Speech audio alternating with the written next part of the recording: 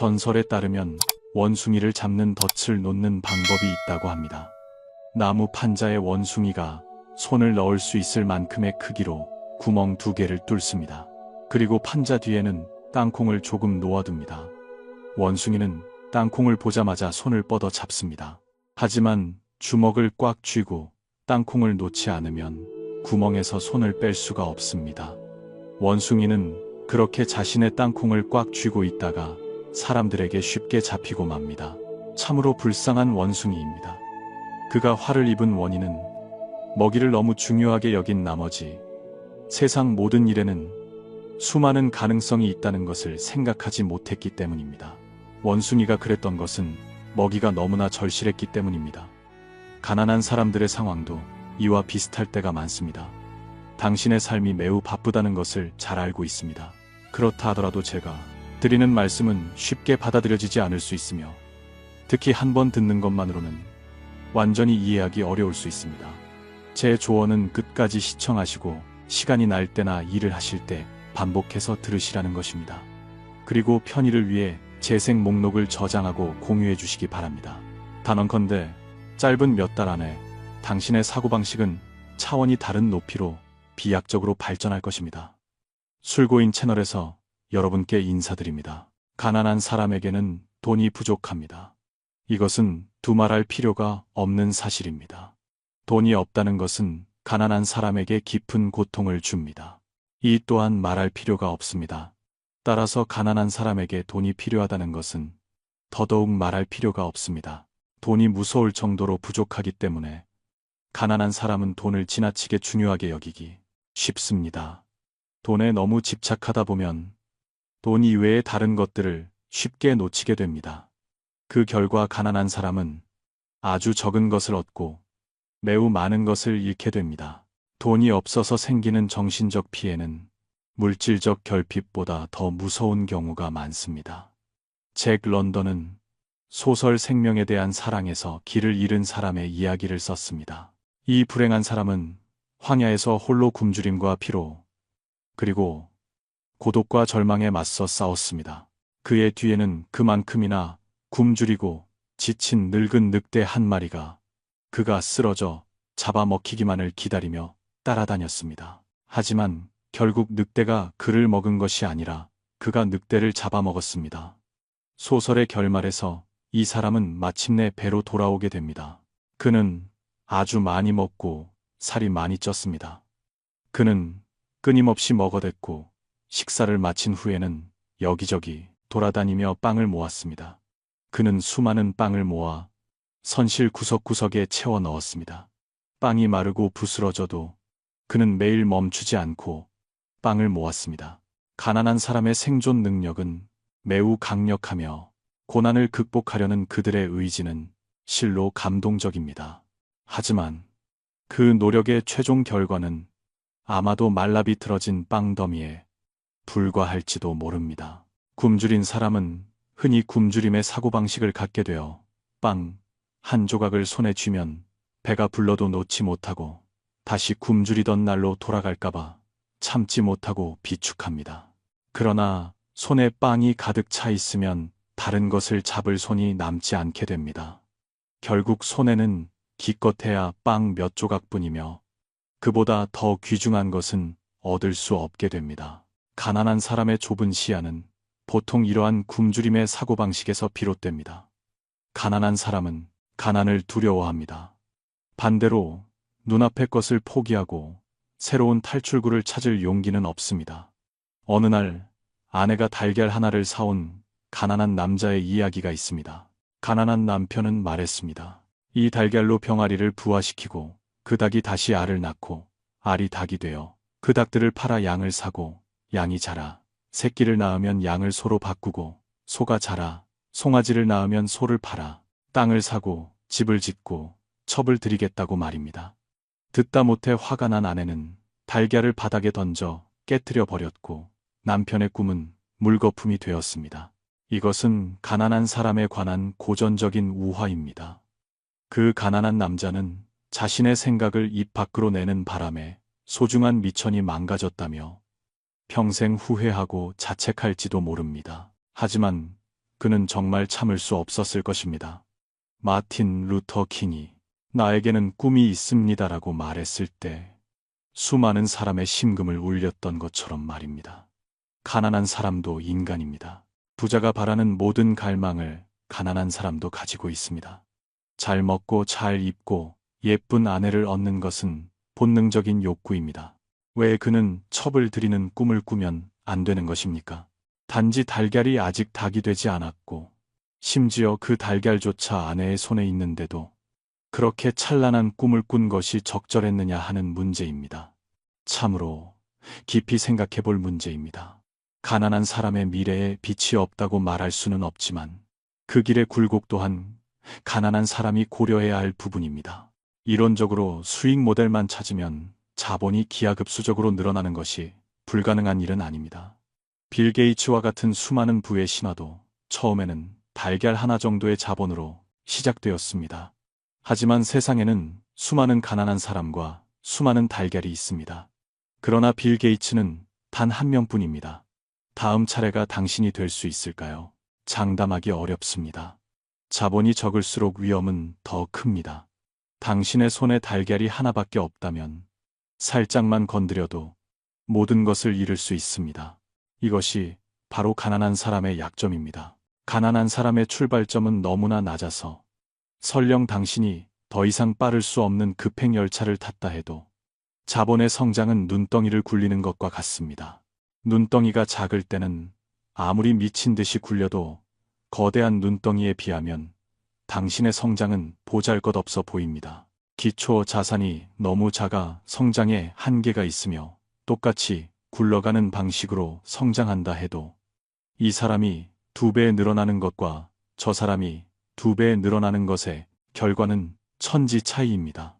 게다가 날씨가 변하면 가장 먼저 녹아내리는 것은 분명 당신일 것입니다. 당신의 눈덩이가 과연 커질 수 있을까요? 그것은 매우 어려운 질문입니다. 가난한 사람은 보통 작은 장사로 시작합니다. 작은 장사를 큰 사업으로 바꾸는 것은 달걀 하나를 솥대로 바꾸는 것과 같습니다. 그 사이에는 너무나 많은 요소와 과정이 있습니다. 전 과정을 직접 겪어보지 않으면 부의 성질을 파악할 수 없습니다. 진정한 부자가 될 수 없는 것입니다. 설령 갑자기 큰 재산을 얻게 된다 해도 현명하게 소비하지 못할 것입니다. 때로는 부유함이 압박이 되기도 합니다. 잠수부들은 깊은 바다로 무모하게 잠수하면 눈, 코, 입, 귀에서 피를 흘리게 될 수도 있다는 것을 알고 있습니다. 이것은 절대 위협이 아닙니다. 가난한 사람은 불리한 위치를 차지합니다. 대부분의 문화권에서 식사나 차를 마시거나 공부할 때 자리를 배치하는 데는 일정한 규칙이 있습니다. 지위가 높은 사람은 벽을 등지고 출입문을 마주보는 상석에 앉습니다. 이 위치는 전체를 조망할 수 있고 뒤에서 일어나는 일을 걱정할 필요가 없으며 상황을 쉽게 파악할 수 있습니다. 마치 군대의 장군과 같은 위치입니다. 반대로 지위가 낮은 사람은 어쩔 수 없이 말석에 앉아야 하며 상석에 비해 완전히 불리합니다. 그들은 상황을 파악할 수 없습니다. 음식이 들어올 때도 머리에 쏟아지지 않도록 조심해서 피해야 합니다. 가난한 사람도 이와 비슷하게 항상 손해를 감수해야 합니다. 위험이 닥치면 가장 먼저 그 결과를 떠안게 됩니다. 이익이 생길 때는 가장 늦게 혜택을 받습니다. 이것은 피하기 어려운 일입니다. 누구나 상석에 앉고 싶어 하지만 아무나 앉을 수는 없습니다. 현실적인 상황을 고려하지 않고 고집스럽게 그 자리에 앉으려 한다면 쫓겨나지 않더라도 결국 모두를 불편하게 만들 것입니다. 가난한 사람의 지위는 그들을 약자로 규정하며 부자처럼 유리한 조건을 갖지 못하게 합니다. 그래서 사회가 변동할 때마다 그들은 가장 큰 피해를 봅니다.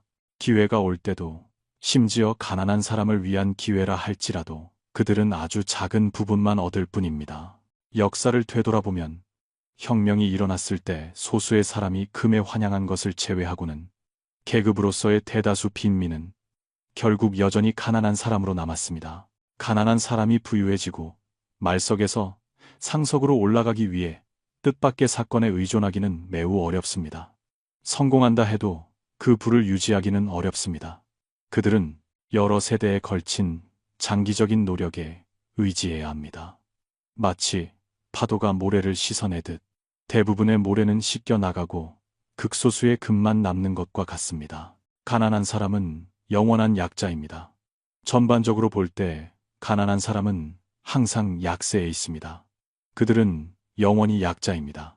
이 자리를 빌려 부의 사고방식과 경력 개발, 그리고 돈과 자산에 관련된 번영과 부의 축적을 전문으로 다루는 저희의 새로운 채널인 술재운을 알려드립니다. 채널 정보는 댓글란에 남겨두었으니 시청자 여러분의 많은 응원 부탁드립니다. 주식 시장에서 개인 투자자들은 항상 귀를 기울이고 정보를 엿들으며 큰 손들을 따라가려 하지만 결과는 대개 그들에게 끌려다니다가 좋은 먹잇감이 되고 맙니다. 주식 시장의 큰 손들은 솔직히 말해 시장을 뒤흔들 능력이 있는 기관이나 투기꾼 또는 상장회사 자신입니다. 그들이 시장에 참여하는 목표는 오직 하나, 돈을 버는 것입니다. 그렇다면 누가 돈을 잃겠습니까? 주식 시장은 돈을 찍어내는 곳이 아니라 돈이 도는 곳일 뿐입니다. 돈은 당신 주머니에서 그들 주머니로 흐르거나 그들 주머니에서 당신 주머니로 흐릅니다. 오래전부터 큰 손들이 돈을 버는 방식에 대한 소문이 있는데 그것은 마치 먹잇감을 다루는 것처럼 키우고 유인하고 떠넘기는 것입니다. 누구나 돈을 벌고 싶어 하는 상황에서 누가 가장 키워지고 유인당하고 떠넘겨지기 쉽겠습니까? 답은 너무나 명확합니다. 많은 사람이 책을 쓰고 개인 투자자들에게 큰 손을 상대하는 방법을 안내하는 글을 씁니다. 요약하자면 기본적 분석과 기술적 분석이라는 두 가지 방법입니다. 하지만 평범한 근로자로서 돈도 많지 않고 제 시간에 출근해야 하는 사람이 산더미 같은 자료를 연구하고 큰 손들의 움직임을 판단하며 전문적인 훈련을 받은 전문가들과 두뇌 싸움을 벌이고 순식간에 결정을 내릴 시간이 어디 있겠습니까? 늑대와 춤을 추다가는 늑대에게 잡아먹힐 가능성이 가장 큽니다. 개인 투자자와 큰 손은 체급이 완전히 다릅니다. 단지 팔과 허벅지의 차이 정도가 아닙니다. 지위가 다르고 능력이 다르며 활동하는 환경과 조건이 다르고 양쪽이 접근할 수 있는 정보는 영원히 비대칭입니다. 그들이 아는 것을 당신은 모릅니다. 당신이 아는 것은 그들이 이미 오래전부터 알고 있던 것입니다. 가격 차트가 모든 것을 말해줍니다.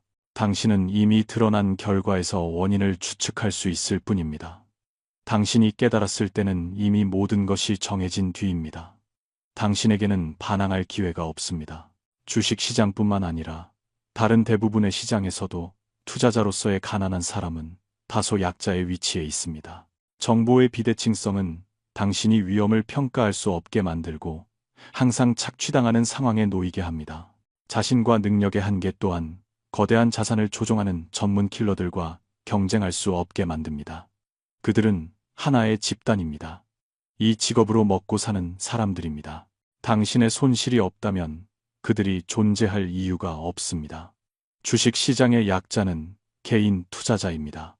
사회의 약자는 가난한 사람입니다. 가난한 사람은 좁은 시야 때문이기도 하지만 약한 지위 때문에 괴롭힘을 당하기 쉽습니다. 가난한 사람은 안전하지 않습니다. 가난한 사람에게는 깨진 그릇 하나뿐이지만 부자에게는 산더미 같은 자산이 있습니다. 사람들은 흔히 부자가 잃을 것이 더 많다고 생각합니다. 하지만 사실은 저승사자도 가난한 귀신은 거들떠보지 않는 법이며 손에 빵 반 조각만 쥐고 있는 거지나 넉마주의조차도 더 배고픈 사람에게 그것을 빼앗길 수 있습니다. 가난한 사람은 돈도 적지만 방어 능력도 떨어집니다. 모든 도시에는 부자들이 사는 고급 주택가가 있습니다. 질투하는 사람들이 분명 적지 않겠지만 견고한 철문과 순찰하는 경비원, 그리고 적외선 감시 카메라가 있는데 어떤 악당이 감히 손을 대겠습니까? 대도시에서 자전거를 잃어버려 보지 않은 사람은 드물지만 자동차를 잃어버리는 경우는 많지 않습니다. 자동차 분실은 큰 사건이라 많은 사람을 놀라게 하고 결국 사건이 해결될 가능성이 큽니다. 설령 찾지 못한다 해도 보험회사가 손해를 보상해 주므로 그들에게 큰 영향은 없습니다. 하지만 자전거 한 대 잃어버렸다고 누가 신경이나 쓰겠습니까? 가난한 사람에게는 자전거 한 대도 적지 않은 재산입니다. 옛날 왕들은 궁궐에 오래 있다 보면 밖으로 나가 공기를 쐬고 평범한 사람의 자유를 누리고 싶어 변복하고 잠행을 나갔다고 합니다. 가난한 사람들은 그 말을 듣고 비록 가난하지만 자유로우니 왕조차 부러워한다고 스스로 위로하곤 합니다.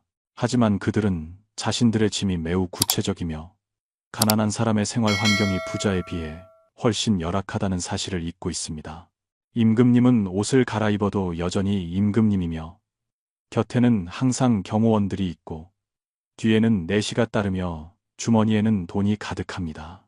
그는 호기심 어린 마음으로 민간의 고통이라는 것을 체험하러 나가는 것이지 마치 요즘 도시 사람들이 맥가이버 칼과 방독면 그리고 나침반과 생수를 챙겨 도시에서 20km 떨어진 시골로 고생을 체험하러 가는 것과 같습니다. 농가에서 채소 반찬으로 밥 한 끼를 먹는 것도 그저 소화를 돕기 위해서일 뿐입니다. 가난한 사람의 고통은 오직 가난한 사람만이 이해합니다. 무질서하고 폭력이 난무하는 혼란스러운 환경에서 오래 살다 보면 가난한 사람도 나름의 생존 철학을 갖게 됩니다. 가난한 사람은 보통 법을 믿지 않습니다. 제도는 죽어 있고 제도를 집행하는 사람은 살아있다고 생각합니다. 이론적으로 법은 질서를 유지하고 약자를 보호하기 위해 만들어졌지만 실제로는 입법과 법 집행 모두 부자가 더 많은 혜택을 누립니다. 선진국에서도 일정 기간마다 도시에서 이주 노동자들이 임금을 받지 못해 건물에서 뛰어내린다는 뉴스가 종종 나옵니다. 법적으로 보면 분명 부적절한 행동입니다. 하지만 이주 노동자로서 그들이 변호사를 선임할 능력이 있겠습니까? 설령 무료로 도와줄 마음 착한 변호사가 있다 한들 그들에게는 소송에 드는 막대한 시간을 감당할 능력이 있겠습니까?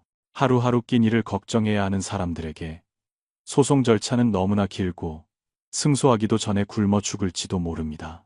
게다가 결국 돈을 받을 수 있을지도 미지수입니다. 가난한 사람은 법에 대한 믿음이 부족합니다. 그들의 마음속에는 실용주의가 깊이 뿌리 박혀 있습니다. 승자는 왕이 되고 패자는 역적이 되며 수단과 방법을 가리지 않고 결과만 봅니다. 그래서 빈민가의 폭력은 특히 무섭습니다. 가진 것이 적으면 걱정이 적고 걱정이 적으면 간이 커지며 간이 커지면 많은 범죄적 생각이 실행에 옮겨집니다. 각 도시의 빈민가는 사회 질서가 가장 혼란스러운 곳입니다. 하지만 가난한 사람은 그곳에서 살 수밖에 없습니다. 사람은 돈 때문에 죽고 새는 먹이 때문에 죽는다고 자산은 종종 재앙의 근원이 됩니다. 하지만 자산이 일정 수준까지 축적되면 사람은 오히려 더 안전해집니다. 신문을 펼쳐 사회면을 보면 살해당하거나 강도를 당한 사람의 대부분은 가난한 사람입니다. 강탈당한 그 자산은 부자의 눈에는 하찮은 것이지만 누군가는 그것 때문에 목숨을 잃었습니다. 이것이 바로 현실입니다. 가난한 사람은 불쌍하며 자신을 보호할 능력 또한 부자보다 훨씬 부족합니다. 가난한 사람은 속기 쉽습니다. 거리의 사기꾼들은 주로 노인과 가난한 사람을 노립니다. 부자가 야바위나 고리 던지기 또는 달러 환전이나 가짜 갑오 골동품 판매 같은 뒷골목 사기에 당하는 모습은 상상하기 어렵습니다. 속는 이유는 주로 탐욕 때문이거나 딴 마음을 품었거나 혹은 남에게 이용당할까봐 두려워하기 때문입니다. 진정한 부자는 모두 자신만의 수입원이 있습니다. 이런 뜬구름 잡는 돈을 꿈꿀 필요가 없습니다. 진정한 부자는 대부분 산전수전을 다 겪은 사람들입니다.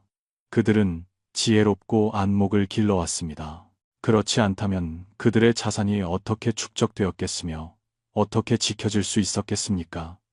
신문에는 온갖 종류의 부자가 되는 광고가 자주 실립니다. 큰 돈도 필요 없고 뛰어난 기술도 필요 없으며 힘들게 돌아다닐 필요도 없이 집에서 꼼지락거리는 것만으로 부자가 될 수 있다고 말합니다. 세상에 그렇게 쉬운 일이 어디 있겠습니까?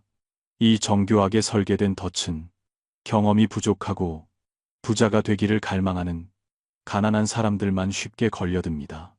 세상에는 똑똑한 사람이 넘쳐납니다.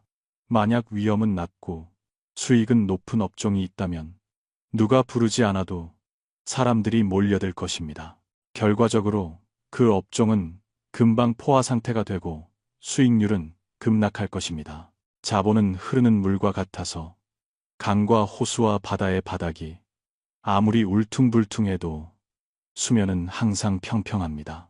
사회 전체의 자본 흐름도 마찬가지여서 어떤 업종이든 투자 수익률은 결국 평균값에 수렴하게 됩니다.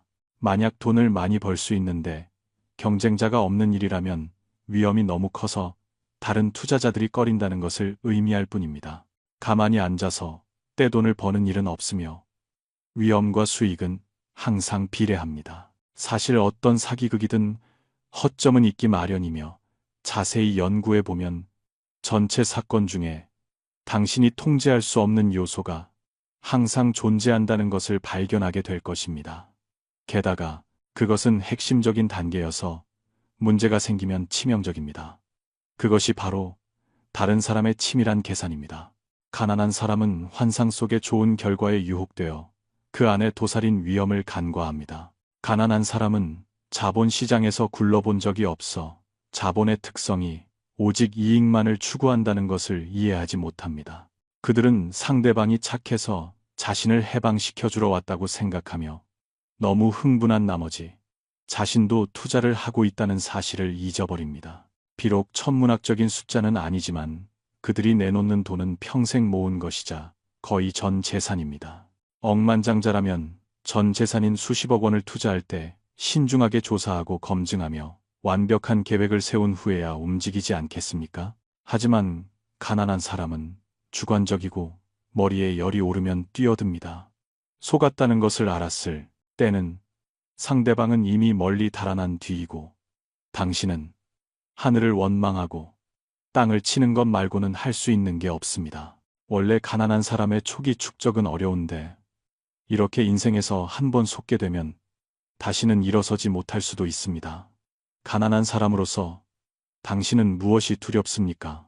가난한 사람도 절박함을 느끼며 가난한 모습을 빨리 바꾸고 싶어 합니다. 그들은 적극성은 있지만 항상 두려움을 가지고 있습니다. 왜냐하면 그들은 스스로 운명을 쥐어본 적도 없고 상업적인 운영 경험도 없기 때문입니다. 마치 컴퓨터를 한 번도 써보지 않은 사람과 같습니다. 조금만 세게 눌러도 키보드가 고장 날까봐 혹은 인터넷에 접속하기만 해도 바이러스에 걸릴까봐 두려워하는 것입니다. 사실 모든 일은 그렇게 무섭지 않습니다. 컴퓨터를 무서워하는 사람에게 가장 중요한 것은 전원을 꽂고 켜는 것입니다. 그리고 창업을 원하는 가난한 사람에게 가장 중요한 것은 일단 저지르는 것입니다. 어떤 일을 하든 조건이 필요한데 이 조건들을 갖추려면 보통 많은 노력이 들고 오랜 시간이 걸립니다. 때로는 조건이 무르익기를 기다리기도 전에 주변 환경이 변하고 예전 조건은 달성하지 못했는데 새로운 문제가 생겨나 결국 손을 쓰지 못하고 포기하게 됩니다. 가난한 사람은 평생을 기다립니다. 이른바 기회를 기다리고 조건이 무르익기를 기다리다가 머리는 하얗게 새고 마음은 늙어버립니다. 결국 조건이 무르익더라도 당신은 더 이상 하고 싶지 않게 될 것입니다. 기회는 기다려서 오는 것이 아니라 행함으로써 오는 것이며 하지 않으면 영원히 기회는 없습니다.